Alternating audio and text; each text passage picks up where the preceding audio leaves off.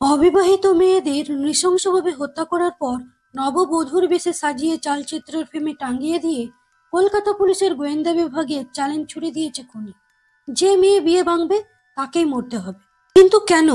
খুনির এভাবে হত্যা করার পেছনে কি কারণ থাকতে পারে? জানতে হলে সম্পূর্ণ ভিডিওটি দেখে নিন। আর ভালো লাগলে প্লিজ লাইক করুন, কমেন্ট করুন, শেয়ার করুন, আর প্লিজ সাবস্ক্রাইব করতে একদম ভুলবেন না। সুস্মিতা হাজরা পার্ক সার্কাসের একটা অফিসে চাকরি করে। একাই থাকে। অফিস শেষে ট্রামে উঠে ফোনে কারোর সাথে কথা বলতে বলতে বাড়ি যাচ্ছিল সুস্মিতা। ট্রাম থেকে নেমে হাঁটা পথ। সুস্মিতার নজর করলো একজন চাদর মুড়ি দেওয়া লোক তাকে ফলো করছে। লোকটার মুখ দেখা যাচ্ছিল না, চাদরে মুখ ঢাকা, মাথায় টুপি রয়েছে লোকটার। সুস্মিতা ভয় পেয়ে দৌড়ে বাড়ির দরজায় এসে ডোরম্যাটের তলায় চাবি খুঁজছিল, কিন্তু পেল না। হঠাৎ তার মা দরজা খুলল। ভয় পেয়ে গেল সুস্মিতা। মা বাড়ি এসেছেন, সুস্মিতা সেটা জানতো না। তাই সুস্মিতা ভয় পেয়ে গিয়েছিল। সুস্মিতার বাবা মা বালিগঞ্জ সার্কুলার রোডে থাকেন। সুস্মিতার মা তার জন্য মিষ্টি আর মোচার ঘন্ট নিয়ে এসেছিলেন। সুস্মিতা অনিমেষের সাথে বিয়েটা ভেঙে দেওয়ার পর থেকেই তার মা কেমন যেন চুপচাপ হয়ে গেছেন। খাবারগুলো খেয়ে নিতে বলে উনি চলে গেলেন। মিষ্টিগুলো খাচ্ছিল। হঠাৎ সেই চাদর মুড়ি দেওয়া লোকটাকে আমরা সুস্মিতার পিছনে দেখতে পেলাম। সুস্মিতা পিছন ফিরে তাকালেই লোকটি তাকে মেরে ফেলল। ভোর রাতে কনিষ্কর মোবাইলে একটি ফোন আসে যে একটা মার্ডার হয়ে গেছে, তাকে যেতে হবে। কনিষ্ক হলো কলকাতা পুলিশের ডিটেকটিভ ডিপার্টমেন্টের একজন দক্ষ অফিসার। ওর সঙ্গে এই ডিপার্টমেন্টেই রয়েছে নাসির ভাই, রিতেশ আর বিশ্ব। রিতেশ নতুন জয়েন করেছে।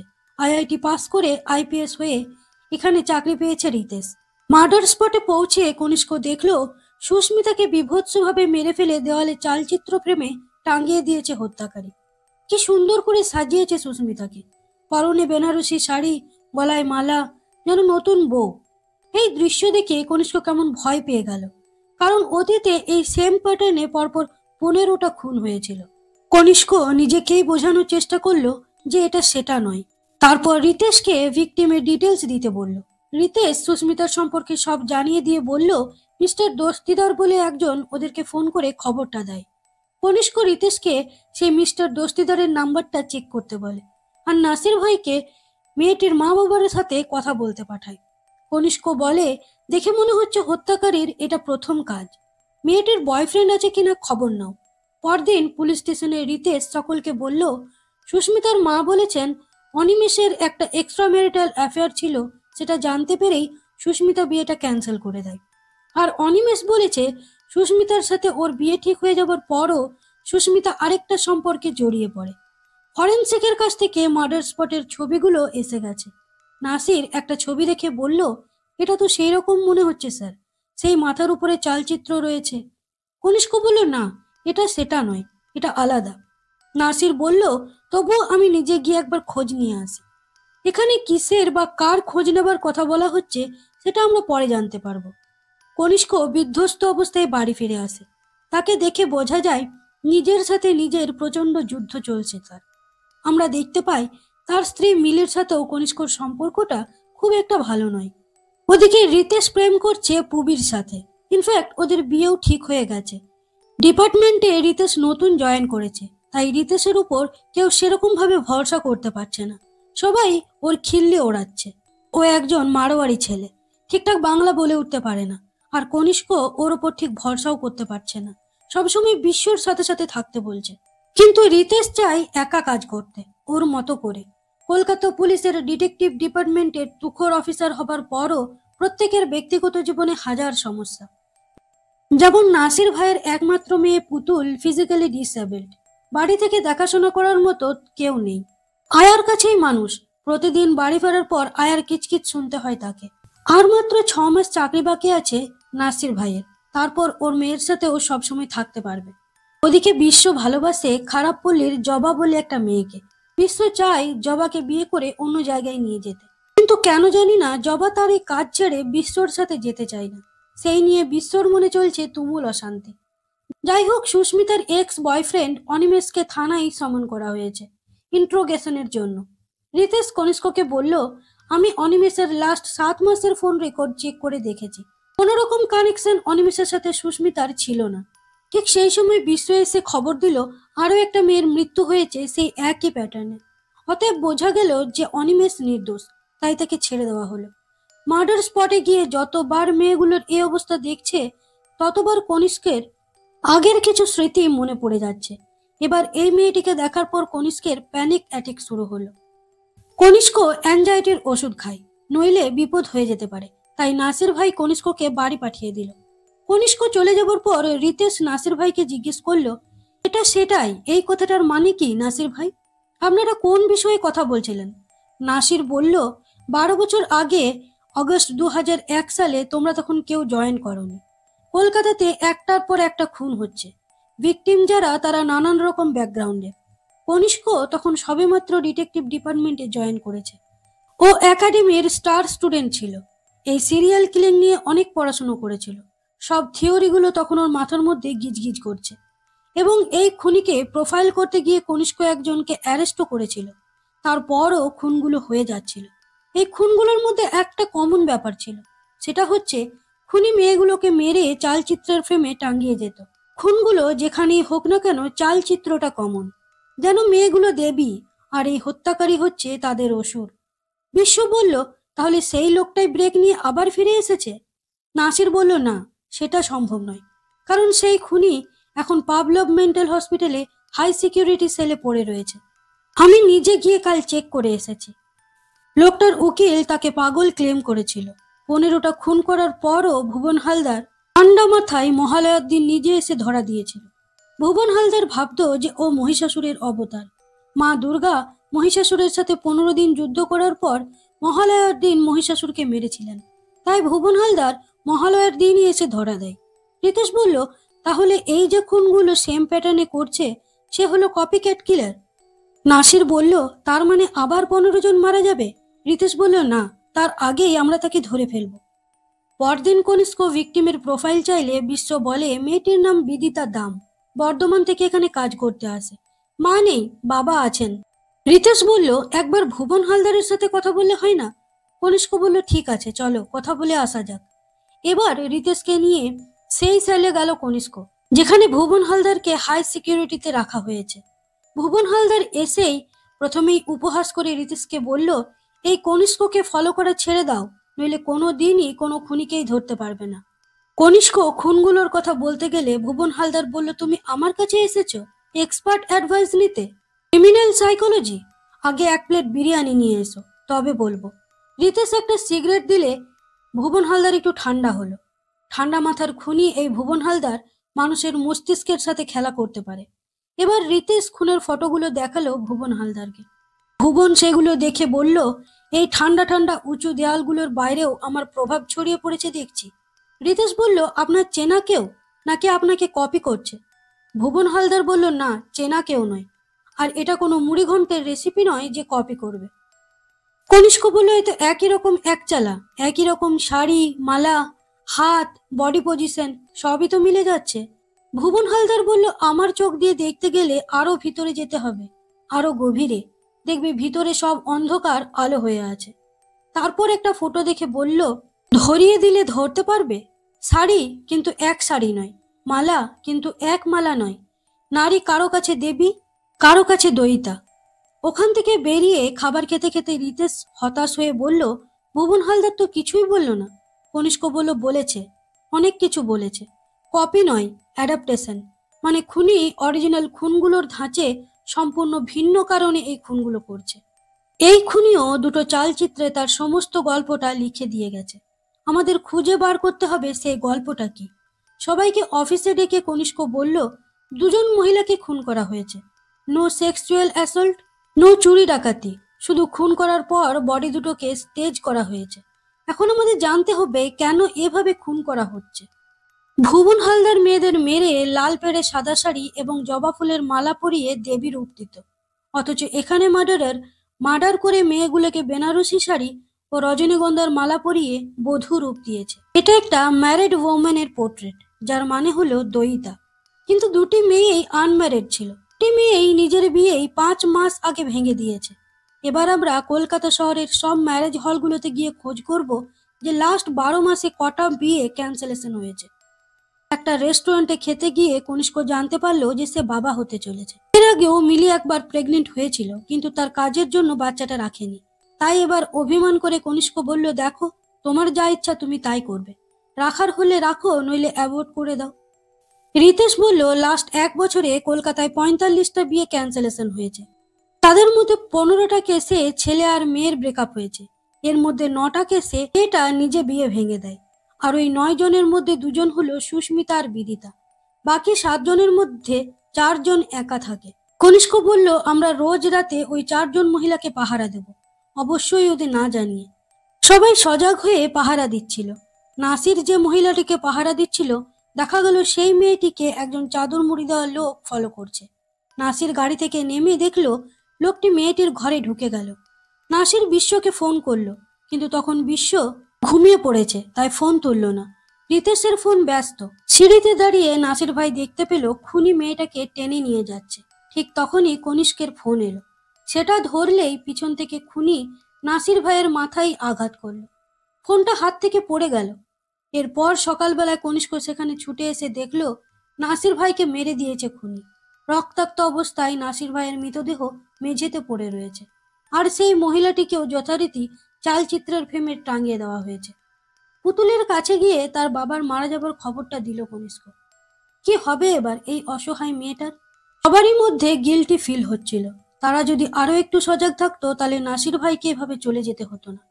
বাড়ি ফিরে কনিষ্ক নিজের উপর প্রচন্ড রাগ হচ্ছিল। সে মিলিকে বলল, সবটা আমার জন্য হয়েছে। নাসির ভাই আমাকে ফোন করেছিল সাহায্যের জন্য। নাসির দিন গুনছিল তার মেয়েটার সঙ্গে সময় কাটানোর। আর মাত্র 6 মাস বাকি ছিল। পুতুলের তো আর কেউ রইল না। কনিষ্ক চ্যাটার্জি সারা জীবন শুধু ভুলই করে গেল। কত মানুষের জীবন নষ্ট করেছি আমি। ওদিকে রিতেশকে পুবির মা আর বাবা ডিনারের জন্য ডেকে পাঠিয়ে বললেন, তোমাদের ওই অফিসারের মৃত্যুর খবরটা পেলাম। কি বীভৎসভাবে মেরেছে লোকটাকে। তুমিও তো ওই ডিপার্টমেন্টেই কাজ করো। কাল দিনে যদি তোমারও কিছু হয়ে যায়, তাহলে আমাদের এই একমাত্র মেয়েটার কি হবে? রিতেশ বলল, সেটা আপনারাই ডিসাইড করবেন। আমি কিন্তু আমার কাজ ছাড়বো না। আর আমি পুবিকে খুব ভালোবাসি। এবার আপনাদের মর্জি। পরদিন নাসির ভাইয়ের দেহ কবরস্থ করা হলো। তার সাহসিকতাকে স্যালুট জানানো হলো। চাইলে সেদিন নাসির ভাই পালিয়ে যেতেও পারত, কিন্তু পালায়নি। শেষ পর্যন্ত মেয়েটিকে বাঁচানোর জন্য খুনির সাথে লড়ে গেছে। রিতেশ বিশ্বকে বলল, নাসির ভাই ওদিকে লড়াই করছিল আর আমি ফোনে প্রেম করছিলাম। লজ্জা লাগা উচিত আমাদের। বিশ্ব বলল, সবই নিয়তি রিতেশ। রিতেশ রেগে গিয়ে বলল, নিয়তি? আমাদের জন্য একটা ভালো মানুষ এভাবে মারা গেল, আর আপনার একটুও রিগ্রেট হচ্ছে না? বিশ্ব বলল, আমাদের জবে এরকম হয়, তুমি নতুন জয়েন করেছো তাই জানো না। রিতেশ আরো রেগে গিয়ে বলল, নতুন নতুন বলে তোমরা আমাকে অনেক হয়রান করেছো। কেস তো একটাও সলভ হয়নি, খালি সবাই মিলে আমার পিছনে বসে খিল্লি ওড়াও। এতদিনে তুমি কি করে নিয়েছো? এইভাবে দুজনের মধ্যে পাবলিকালি একটা ঝামেলা হয়। কথায় কথায় রিতেশ পুরো কলকাতা পুলিশকে টার্গেট করে। তাদের এই হেরে যাওয়াটাকে নিয়ে কথা শোনায়। আর দুজনের এই ঝামেলাটা রাতারাতি ভাইরাল হয়ে যায়। ফলে রিতেশকে ডিপার্টমেন্ট থেকে সাসপেন্ড করা হয়। আর তার বিরুদ্ধে আইনি পদক্ষেপ নেবার কথাও ভাবছিল পুলিশ। হতাশ হয়ে রাস্তায় হাঁটছিল রিতেশ, তখন পুবির ফোন এলো। রিতেশ বলল, তোমার তো ভালোই হলো, এবার তোমার মা বাবা নিশ্চয়ই এনজয় করছেন। পুবি বলল, আমি এখন বিয়েটা করতে চাইছি না, বলেই পুবি ফোনটা কেটে দিল। পরদিন সকালে মিডিয়ার লোক পৌঁছে গেল পুবির বাড়ি, কারণ ওরা জেনে গেছে রিতেশের সাথে পুবির বিয়েটা ভেঙে গেছে। এই মিডিয়ার কথাবার্তার জ্বালায় পুবির মা বাবা কলকাতা থেকে বাইরে চলে গেল কিছুদিনের জন্য। কিন্তু পুবি গেল না। সেদিন রাতেই পুবির ঘরে হঠাৎ লোডশেডিং হয়ে গেল। পুবি রিতেশকে ফোন করলে ফোন আউট অফ সার্ভিস দেখায়। এরপর আমরা পুবির পিছনে সেই খুনিকে দেখতে পাই। পুবিকে মারতে যাবে, হঠাৎ খুনির ওপর ঝাঁপিয়ে পড়ে রিতেশ। দুজনের মধ্যে প্রচন্ড মারামারি হয়। রিতেশ খুনির মুখের ঢাকা খুলে ফেলে। এই প্রথম আমরা খুনির চেহারা দেখতে পাই। রিতেশ খুনির সাথে পেরে উঠল না। একসময় খুনি রিতেশকে মারতে গিয়েও মারল না। ধরা পড়ল খুনি। ইন্ট্রোগেশন রুমে তাকে বসিয়ে রাখা হয়েছে। বাইরে রিতেশ কনিষ্ককে বলল, ও স্পেশালি আপনার সাথে কথা বলতে চাইছে, তাছাড়া আর কাউকে কিচ্ছু বলবে না। কনিষ্ক ভিতরে গেলে খুনি বলল, কতদিন ধরে এই মুহূর্তটার জন্য অপেক্ষা করে আছি। কনিষ্ক বলল, কে, কি, কেন, কিছু বলবে না বলাতে হবে? খুনি বলল, এসেছি যখন নিশ্চয় বলবো। কনিষ্ক বলল, এসেছো? না ঘাড় ধরে টেনে নিয়ে আসা হয়েছে? খুনি বলল, এটাই আপনাকে নিয়ে মুশকিল কনিষ্ক চ্যাটার্জি। যা দেখেন সেটাই বিশ্বাস করে নেন। কি ভাবলেন আপনার মাস্টার প্ল্যান অনুযায়ী আপনার পাতা ফাঁদে আমি জড়িয়ে গেছি? আমি প্রথম থেকে সবটাই জানতাম।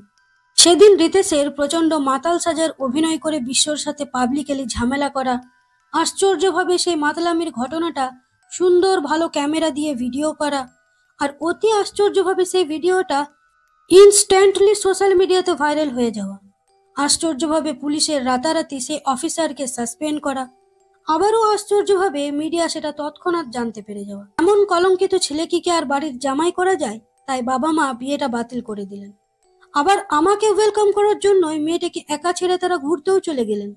কনিষ্ক বলল, বেশ তো, পুরো গল্পটা যখন তোমার জানাই আছে, বাকি গল্পটা তুমিই শোনো। খুনি বলল, শোনাবো, তবে গল্প নয়, সত্যি ঘটনা। তবে এই ভিডিও রেকর্ডিংটা বন্ধ করতে হবে, নইলে আমার থেকে আপনার ক্ষতি বেশি হবে। কনিষ্কর ইচ্ছেই বিশ্ব ইন্ট্রোগেশন রুমের ভিডিওটা বন্ধ করে দেয়। এবার খুনি তার জীবনে ঘটে যাওয়া ভয়ঙ্কর সত্যিটা বলতে শুরু করে, আর সিন শিফট করা হয় ফ্ল্যাশব্যাকে। খুনি বলে, একটা বিখ্যাত কলেজের বিখ্যাত প্রফেসর দীননাথ দত্ত, ইংলিশের প্রফেসর, পড়াতেন হয়তো আর 5জন প্রফেসরের মতোই, কিন্তু ওনার সাথে 5 মিনিট কাটালে স্টুডেন্টদের জীবন বদলে যেত। কিন্তু একদিন একটি মেয়ে এই প্রফেসরের জীবনই বদলে দিল। আমরা দেখি সেই মেয়েটা লিফটের ভিতর ওই প্রফেসরকে নানান রকম কুরুচিকর অঙ্গভঙ্গি করছিল। প্রফেসর সেটা বুঝতে পেরে সকলের সামনে অপমানিত করে মেয়েটিকে তাড়িয়ে দেন। মেয়েদের মন অ্যালজেব্রার থেকেও জটিল, আর যখন তার অহংয়ে আঘাত পায় তখন মন মাথার সাথে দল বেঁধে যা ইচ্ছে করতে পারে। এবার সেই মেয়েটি একদিন দীননাথবাবুর বাড়ি পৌঁছায়। বাড়িতে তখন প্রফেসর ছিলেন না, তার ছেলে ছিল। মেয়েটি বলল, আপনার বাবা একটা খুব ইম্পর্টেন্ট ফাইল বাড়িতে ফেলে গেছেন, আমাকে সেটা আনতে পাঠালেন। দীননাথবাবুর ছেলের সামনের মাসেই বিয়ে, বিয়ের কার্ডও ছাপানো হয়ে গেছে। মা গেছেন আত্মীয়দের বাড়ি নিমন্ত্রণ করতে। ফাইল খোঁজার অছিলায় মেয়েটি সেই প্রফেসরের স্টাডি রুমে রেখে যায় সেই সময় চালচিত্রে খুন হয়ে যাওয়া মেয়েগুলোর যাবতীয় ডকুমেন্টস। তারপর পুলিশকে ফোন করে জানিয়ে দেয়।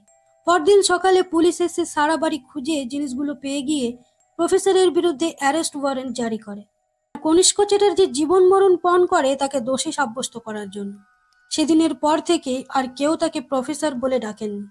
জেল থেকে ছাড়া পাবার পরও সবাই ওই মানুষটাকে একচালা খুনি বলেই ডাকতে থাকেন। আসল খুনি ভুবন হালদার ধরা পড়ার পরও ওই নামকরণটা বদলায় না। ইনফ্যাক্ট পাখা থেকে ঝুলে যাবার পরও সেই নামটা থেকেই যায়। আমরা সবার মৃত্যুকে এড়ানোর চেষ্টা করি, ভালোবেসে, প্রার্থনা করে, যুদ্ধ করে, খুন করে, কিন্তু মৃতরা ফিরে আসে না। এরপর সেই ছেলেটার বিয়েও ভেঙে যায়। এতদিনের ভালোবাসার মানুষটা তাকে বিয়ে করতে মানা করে দেয়। বাবা চলে যাবার মাস 3 পর তার মাও চলে যান।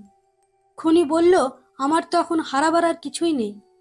আমি এত কিছু করেছি শুধুমাত্র আপনার সাথে দেখা করার জন্য। কনিষ্ক চ্যাটার্জি, আসল খুনিকে তো ধরতে পারতেন, ধরলেন না কেন? কেন আমার সাথে কথা বললেন না? কতবার চেষ্টা করেছি আপনার সাথে দেখা করার জন্য, কিন্তু না, আপনি তখন ব্যস্ত ছিলেন কত তাড়াতাড়ি চার্জশিট তৈরি করা যায় তার চেষ্টায়। যাই হোক, কাউকে খুনি সাব্যস্ত করে সবার কাছে প্রমাণ করেছিলেন যে আপনি কত বড় পুলিশ অফিসার। কনিষ্ক বলল, ভুল করেছিলাম, আমি মস্ত বড় ভুল করেছিলাম। খুনি বলল, আপনার একটি ভুলের জন্য 3টে জীবন নষ্ট হয়ে গেল। সরি, 3টে নয়, ওই মেয়েগুলোকে কাউন্ট করলে 6টা, নাসিরকে নিয়ে 7টা, আর আরও একজনের মৃত্যু হতে চলেছে, ও প্রসেসিংয়ে আছে। খুনি বলল, সরি, 8টা নয়, 8.5টা। কনিষ্ক আন্দাজ করল খুনি কার কথা বলছে। কনিষ্ক সঙ্গে মিলিকে ফোন করলো, কিন্তু কেউ তুলল না। খুনি বলল, তুলবে কি করে, ফোনটা তো বাড়িতে, আর আপনার স্ত্রী তো বাড়িতে নেই। আপনার হাতে 4 ঘন্টা সময় আছে, অতএব আমি যা যা বলছি খুব মন দিয়ে শুনুন। কাল সব মিডিয়ায় সকাল 7টার মধ্যে একটা ইমেল যাবে যে একচালা কপিক্যাট কিলার ধরা পড়েছে। যান, খুনিকে ধরুন। কনিষ্ক বলল, কাকে ধরবো, তুমি তো ধরা পড়ে গেছো। খুনি বলল, আমার বাবাকে যেমন ধরেছিলেন মিথ্যে এভিডেন্সের বেসিসে, এবারও একজনকে ধরবেন, এভিডেন্স প্ল্যান করবেন, তারপর তাকে জেলে ভরবেন। একটা ঠিকানা আপনাকে দিচ্ছি, নোট করে নিন। 937 শিমুলতলা, সোনারপুর স্টেশন রোড। প্রণব পাল, মানে যে মেয়েটি আমার বাবাকে ফাঁসিয়েছিল, উনি তার গুণধর স্বামী। ওনাকে ধরেই এই একচালা খুনের খুনি বানাতে হবে। সমস্ত এভিডেন্স ওনার বিরুদ্ধে প্ল্যান করতে হবে। বাইরে বেরিয়ে তাড়াতাড়ি ওই প্রণব পালকে ধরে আনতে বলল কনিষ্ক। রিতেশ বলল, আমি একবার কথা বলে দেখি। 2 কাপ চা নিয়ে গিয়ে রিতেশ খুনিকে বলল, ভালোই হলো আপনি মিলি ম্যামকে মেরে ফেলবেন। স্যারের তো এক ঢিলে 2টো পাখি মারা হয়ে গেল। অনেকদিন ধরেই স্যার ওনার স্ত্রীর থেকে মুক্তি পেতে চাইছিলেন, আর আপনি সেটা করে দিলেন। এখন আমি আপনাকে বাঁচাতে পারি, যদি আপনি মিলি কোথায় আছে বলে দেন। আমি প্রণব পালকে ধরে খুনি বানিয়ে আপনাকে ছেড়ে দিতে রাজি আছি, কারণ আমি চাই কনিষ্কের বদলে এই কেসের ক্রেডিটটা আমিই পাই। খুনি খুব চালাক, ধরে ফেলল রিতেশের অভিনয়। খুনি বলল, তোমার কনিষ্ক স্যারের স্ত্রীর সাথে সম্পর্ক এতটা খারাপ যে উনি বাবা হতে চলেছেন? রিতেশ অবাক হয়ে গেল। খুনি বলল, জানতেন না তাই তো? বলেনি আপনাদের ব্যাপারটা? টেবিলে পা তুলে খুনি বলল, যা বলছি তাড়াতাড়ি তাই কনিষ্ক চ্যাটার্জিকে করতে বলুন। কনিষ্ক তখন বাইরে থেকে খুনির জুতোর তলায় সেই কবরস্থানের মাটি দেখতে পেল, যেটা সব মৃত ব্যক্তিদের কবরস্থ করার সময় দেওয়া হয়। কনিষ্ক রিতেশকে ডেকে নিয়ে সেই কবরস্থানে যেতে বলল, যেখান থেকে খুনির বাবাকে অ্যারেস্ট করা হয়েছিল। নিজেও সমস্ত পুলিশ ফোর্স নিয়ে সেখানে গেল। বলল, সদ্য খোঁড়া কবরগুলো আবার খুব তাড়াতাড়ি খুঁড়ো। খুঁড়তে খুঁড়তে একসময় একটার ভিতরে মিলিকে পাওয়া গেল। তাকে হসপিটালে ভর্তি করা হলো। প্রেস ডেকে সমস্ত খবরটা দিল কনিষ্ক, আর সবাইকে আশ্বস্ত করলো যে আজ থেকে সম্ভবত আর এই একচালা খুনগুলো হবে না। এরপর ডক্টর ডেকে পাঠালে কনিষ্ক সেখানে হন্তদন্ত হয়ে গিয়ে জানতে পারলো যে মিলি ঠিকই আছে, শুধু ওদের সন্তান আর নেই। ওদিকে বিশ্বর সাথে জবা থাকতে রাজি হয়ে গেছে। রিতেশও বিয়ের পিড়িতে বসে গেছে। আর মিলি পেল আরো একটা সারপ্রাইজ, সেটা হলো পুতুল। কনিষ্ক পুতুলকে তার কাছেই নিয়ে এসছে, ওর মিলির সাথে থাকবে। পুতুলকে দেখে আনন্দে আটখানা মিলি। ও মিলি কনিষ্ককে ধন্যবাদ জানালো এত বড় একটা সারপ্রাইজ দেওয়ার জন্য। তো বন্ধুরা, এখানেই সিনেমাটি শেষ করা হয়েছে। আজ এই পর্যন্ত, আবার দেখা হবে অন্য কোনো ভিডিওতে। সবাই ভালো থাকুন, সুস্থ থাকুন। ধন্যবাদ।